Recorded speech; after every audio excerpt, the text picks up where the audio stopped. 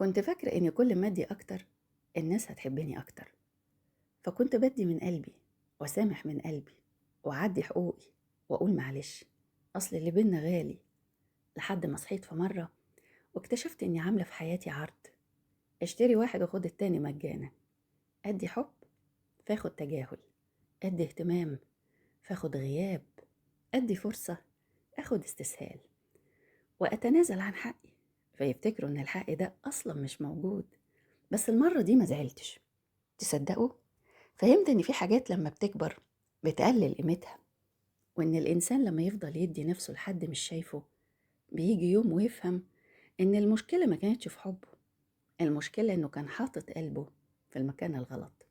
وساعتها القلب ما بيكرهش، هو بس بيبطل يحب.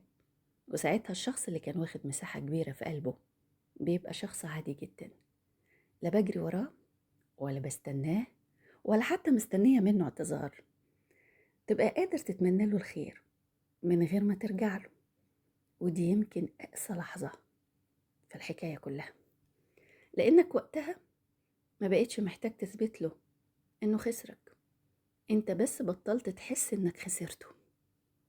أصعب حاجة مش إنك تكره اللي وجعك، لأ، أصعب حاجة إنك تحبه يوم وبعدين تبصله بقلب هادي وتكتشف إنه بقى شخص عادي. أنا حنان المطعني وبقولك لما القلب يفهم ساعات بيسيب من غير ما يكره وبس.